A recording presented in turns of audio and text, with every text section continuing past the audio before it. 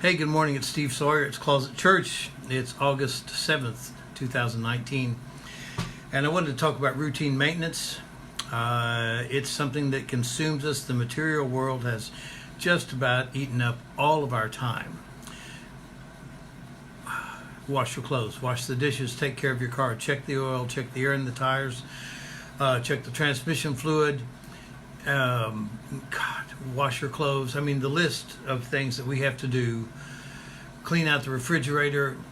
We are consumed in the material world almost to the point that I wonder how many of us actually, good morning, Frank, how many of us actually take time to think about routine maintenance for our spirit. Hey, Brian. We could spend 24 hours a day. In fact, a lot of times in my dream, I actually end up thinking about routine maintenance things that I have to do. There's so much the material world consumes us. And so the question is, we know what happens if you don't take care of your car. If you don't check the air in your tires, you could end up having run it flat and then you ruin the tire. You can even ruin the rim. That can cost you $300-400. If you don't check the oil in your car, you can end up blowing up an engine. So what about us? What about the spiritual requirements that we need just to be able to, God, if we just do enough spiritual maintenance to survive all the physical maintenance that we have to do in the material world. So there's some things that we can do that are just simple and kind, just lovely little things that we should do, right? We should have gratitude in our life. And some people actually take the same time every day. That's a routine I can't do that. So I just try to make sure I share my inner life with God all the time, so that whenever something comes up, God's always welcome to be part of it. But if you're in a situation where gratitude, the opportunity to be grateful comes up, please take it. And I think in spiritual maintenance, you can do something for a few seconds and it will have great benefit. I've never been one who could sit and meditate or sit in prayer or sit and worship, whatever you want to call it, because I start getting restless. So, I was one of those guys that I was so glad when cell phones came out because I could talk to God. All I had to do is talk to God while I was driving, put the phone up to my ear, and people wouldn't think I'd lost my mind. Hey, he's talking to himself. Well, kind of was, maybe. Take time to pray for other people. Take time to thank God for everything. Take time to worship. Remember to take time to serve other people. These are good routine maintenance things, because most of the routine maintenance of the material world really, so much of it is about us and what we have to do about our stuff.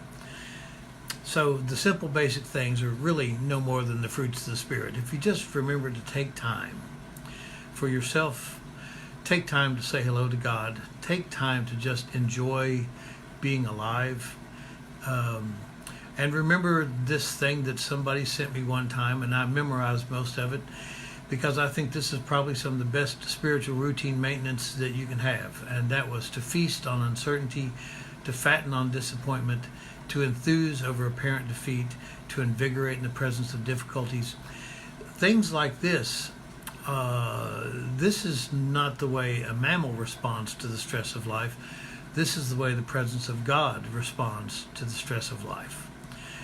And the more we embrace things like that, the more we embrace the unknown, the uncertainties, the trials and the difficulties, the more we treat them as our opportunity to grow, the stronger we will become. And it's nothing short of miraculous to think about what happens to people when they neglect their car. Right? I know one guy that neglected his car so much, we helped him get it towed to the place because we tried to be a friend to him. The repairs were only $200, but he had neglected so many things in his life. he couldn't even pay and wouldn't even pay for that. So, the repair guy's got to he's got to go through the legal process to be able to claim the car as salvage and get his money just for the repairs. Spiritually, I can only imagine that Paul, on the road to Damascus, had so far abused his spiritual maintenance that it took one of those head-on collisions with the presence of God. He definitely had a come to Jesus moment, right? So I've got a little gnat that's going to have a come to Jesus moment here in a minute. I'm going to send you to a higher plane as soon as you show up. He's safe outside, just not inside. Oh, he's fast too. Anyway, the routine maintenance that's required by us for the material world just doesn't end. It just doesn't end. There's so much from the moment we wake up till the moment we go to bed. There's something screaming at us. And now with cell phones and television and advertising, we're being reminded all the time of things we need to get, things we need to do. And there are all kinds of plans that we can get on that help remind us of all the stuff we need to do. So some of you guys can get your routine maintenance by going to church once a week, and I think that's awesome. If that works for you, please do it. But I think that the spiritual world is actively awaiting our participation 7 days a week, 24 hours a day, and that you can turn anything, regardless of how mundane it is, regardless of how it appears to be nothing but material on the surface. If you bring spirit to bear with any responsibility you have, including washing dishes, any secular job can take on the aroma of holiness. So, I think these little things that we have to do, if we just stick God in our front pocket and have that presence of kindness and love and forgiveness and service and all the fruits of the Spirit, if we have that with us all the time, then whatever we do, even if it's checking the oil in the car, I know it might seem extreme, but one good attitude begets another. The more we put good attitudes into any of the routine physical maintenance things we do, the more likely our spiritual routine maintenance will become much larger than the dominating requirements of the physical world. So today, somebody's going to get beat up with routine maintenance, and I just say, just find God in everything. And I'm not talking the anthropomorphic thing because I don't see, I know that nature exists because of God, but I don't think nature is God, because God's perfect. And nature is growing and changing just like we are. And it has imperfections just like we do. So when I'm saying find God in everything, just embrace the potential to make everything a spiritual opportunity. Why not try? Just like the sit-ups I think I'm going to do every day.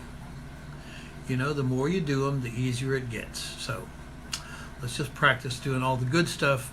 Keep God with us. Share your inner life with God. Be kind to your neighbors.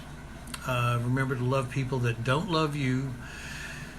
Because if we only love the people that love us, we didn't really get much past kindergarten spiritually. So in the routine maintenance of life, forge on, babes. Love you guys.